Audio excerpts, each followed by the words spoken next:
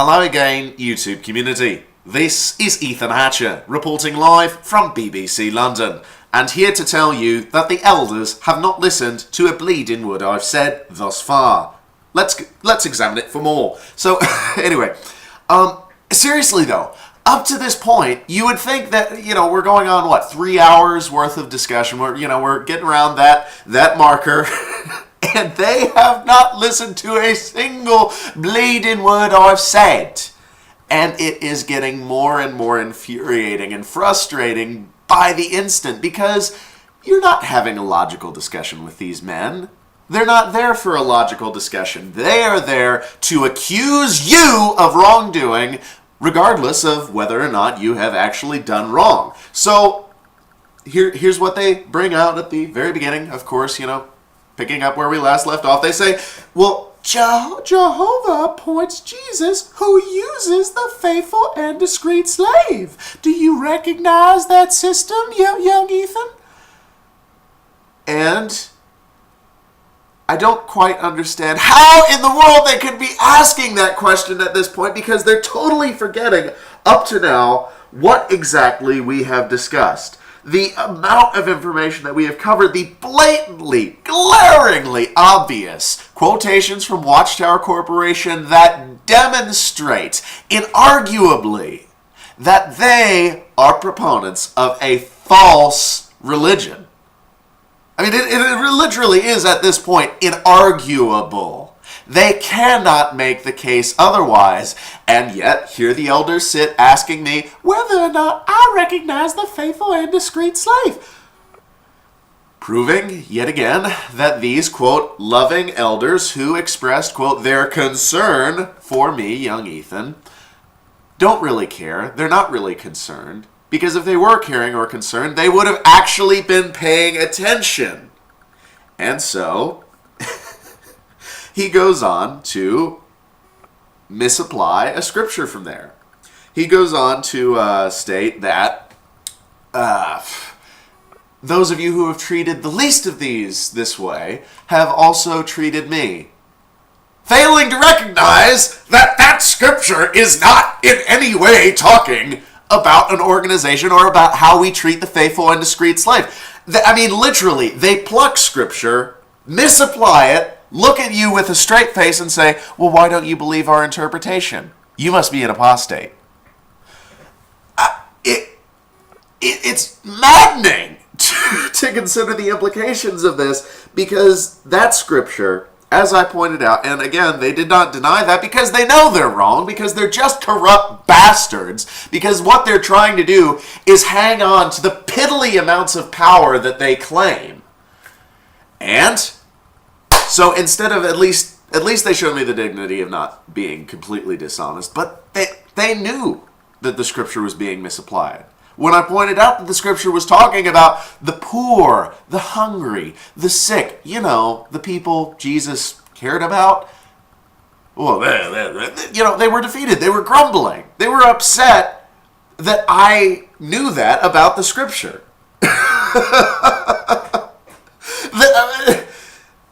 I don't even know how to put it into words. This is just abject, absolutely recognizable and identifiable corruption from these men. And yet they claim and maintain that they are the true religion, but this factually cannot be.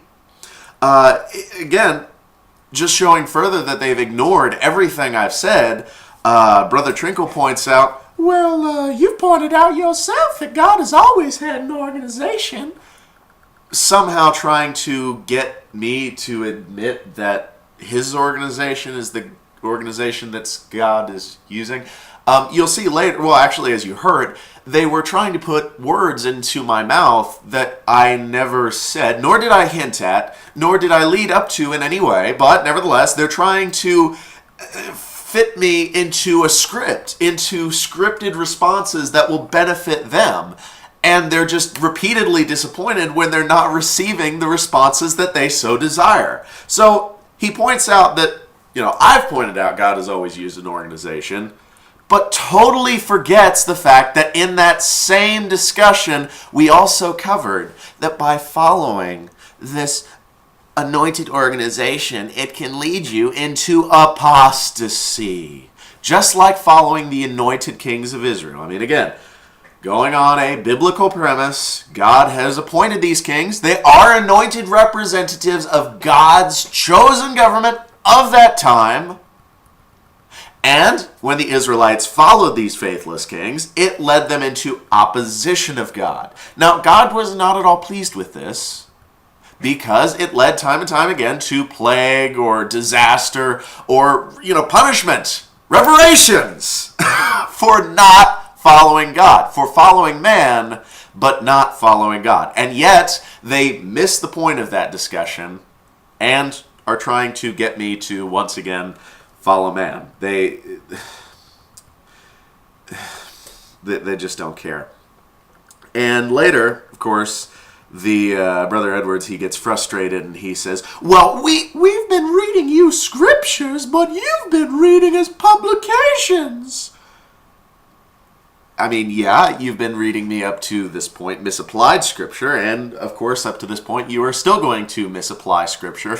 It's so weird how they use the scripture as a tool to their own ends, because they open up a passage in the Bible, whether or not it has anything to do with the discussion at hand is completely irrelevant. They read out of said passage, and then they look at you and say, well, do you agree with us or not? This is not a logical train of thought. This is an irrational system of biblical examination, because there's no debate, there is no question, there is no cross-examination, there is only agree with us or not. And if you disagree with us, by the way, we'll take away your family and friends from you. Right, this is the loving organization that I'm sure God has chosen. So, going back to that quotation of his, Brother Edwards, we've been reading scriptures, but you've been reading publications. Now, he says that as an accusation. You've been reading the publications to us. Well, wait a minute. Think about this for a second. When is it a bad thing for a Jehovah's Witness to read the publications? Why do they hand out every district assembly 2, 3, 4 new books for us to study? Yay! Why at every 2 weeks on the dot now, they come out with another Watchtower magazine? Yay! Why is it every Sunday that we have to go over Watchtower publications? Yay!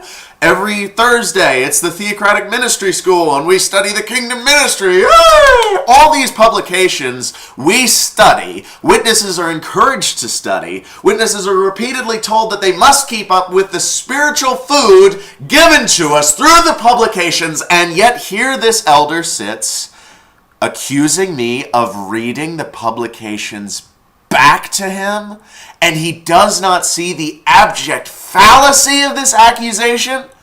If that doesn't prove that they follow a false organization, well, God, I don't know what does. Because oh, it's so bizarre. So he goes on to read Ephesians 4:1 to, prove to me that, oh, well, see, it says we're united in one hope and one faith, and therefore you're saying something different than our organization, and that makes you wrong. But I would like to point out that scripture is misapplied. How is this one misapplied, Brother Hatcher? How could this be, Brother Hatcher? No, I don't understand. Well, according to witness dogma, as I recall, there isn't one hope. There are two hopes. And the only hope to which you are called is the heavenly one. So, I guess when you're reading Ephesians 4:1, keeping that teaching in mind, then that is a misapplied scripture. Is it not? One hope, one faith, one God, one Lord. One hope, one faith. One hope, one faith. One hope, one faith, one hope, one faith. They forget that. They read the scripture, apply it to me, but by their own teaching, that scripture does not apply to me because they don't think I'm anointed, which whatever, who cares what they think, one way or the other. I don't claim to be anything other than which I am, a man, and I'm not a teacher. I'm just rambling in front of a camera right now, ladies and gentlemen. I mean, that is literally the extent of what I have to offer. But, according to their teachings, this scripture is solely applicable to anointed Christians, which I've not claimed to be up to now. And yet now they're applying it to me? What? They're misapplying scripture according to their own doctrine, and they seriously expect you to take your medicine and view them with any kind of authority whatsoever. It's just stupid. And then they ask the silly question. Well, they state, I guess it's sort of a question, sort of a statement, but what other organization promotes family unity, peace, non-violence, and good health, and not committing fornication and drunkenness and adultery and all these other practices? I don't think that the brothers can actually hear the words coming out of their mouth. What organization promotes good health, family unity, peace, non-violence? I mean, the better question is, what organization goes out of its way to promote violence, family dysfunctionality, disquiet, adultery, drunkenness, fornication? What organization promotes these things? I mean, seriously, I don't know of any organization or religious institution out there that preaches from the pulpit that you must go out and become drunk and fornicate and kill people and engage in violent activities.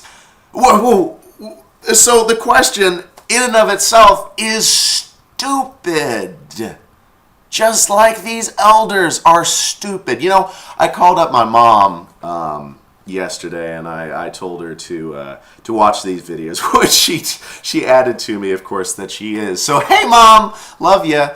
And she called me a fool for the things that I've said in the Judicial Committee, but I believe otherwise. I believe that it is quite obvious that it is the elders who are the fools. They're fools for even asking this stupid question. So, the elders, of course, bring out later, the Catholics molest children. And they also state several things in the Catholic doctrine that they disagree with, Catholic words, and they hold this organization to account for it. Fine. Hey, I can't disagree with that. You must be accountable for what you say, particularly when you claim direction from God, from deity. But then when I point out to them that, yes, they are using the Catholic organization as an object lesson and taking them to task for the things that they've said and done, but they're not doing the same thing to their organization, and they've chided me thus far for reading to them their own organization's words, I ask if this is a double standard, to which the elder replies, no, not at all. It's not a double standard. I don't see how it could be. If these people were police commissioners, they would most likely be working out of Chicago, if that gives you any idea of the level of corruption.